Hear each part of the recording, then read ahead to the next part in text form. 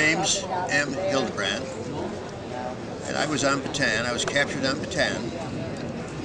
Went through the Battan Death March, and I was on 2 details while being prisoner of war. One was repairing a bridge that we blew up. The next one was making an airfield for the kamikaze pilots. I was in Cabanatuan twice, and the last time was in January of 1945. At that particular point, we were pretty well starving, and the Japanese moved out on us. And so consequently, when they moved back, but before they moved back in, we moved all our food back into our area, and we ate like crazy, and we made ourselves sick. I was a prisoner for 34 months on it.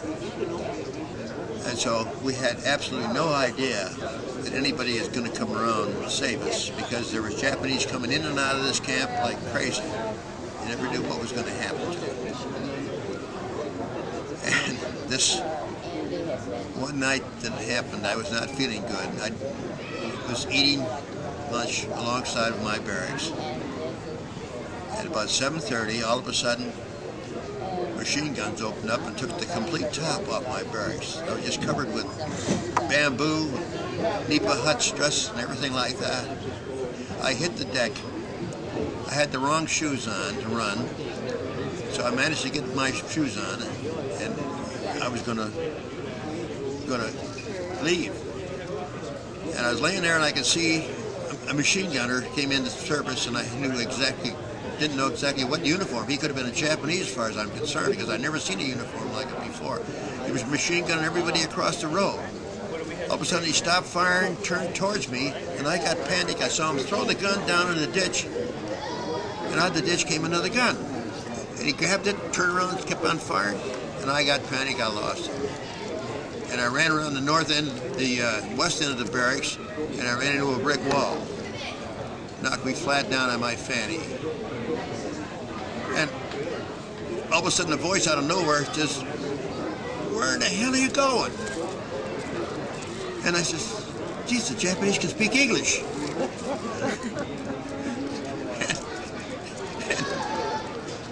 I says, "I didn't know, but it was quieter in the direction I was running and I was coming from." He said, "Oh, there's Japs out there." "Who the hell are you?" I asked him. He says, "It's Sergeant Murphy from the 6th Rangers," which means absolutely nothing to me.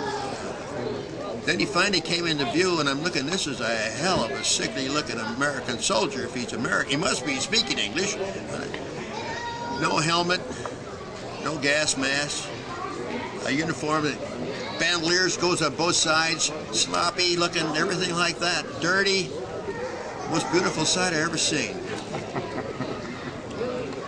And so before I had a chance to say anything else, he says, "You know what you're going to do?" I says, "No."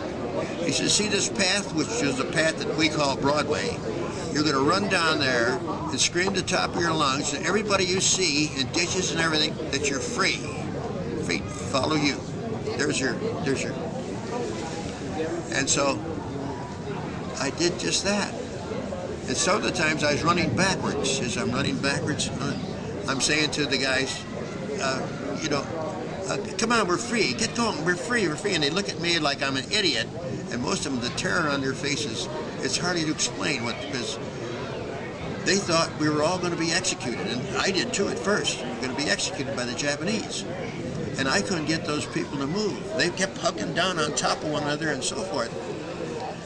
And so finally, when I got to the outside of the camp, I was given a direction to walk, and I walked across the main road into the field, and there was 2 Rangers standing there.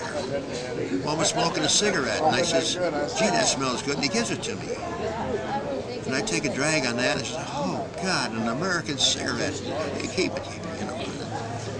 Gave me another direction to walk, and as I walked this other direction, there was 1 Ranger standing there, and the other Ranger, I'm saying he's a Ranger, I didn't know if he was a Scout or not, because I did not know about the Scouts at the time. But this guy was wounded. He was shot, hit in the abdomen with some shrapnel. And the Ranger wanted me to take him to the dispensary, which was maybe about 100 feet away.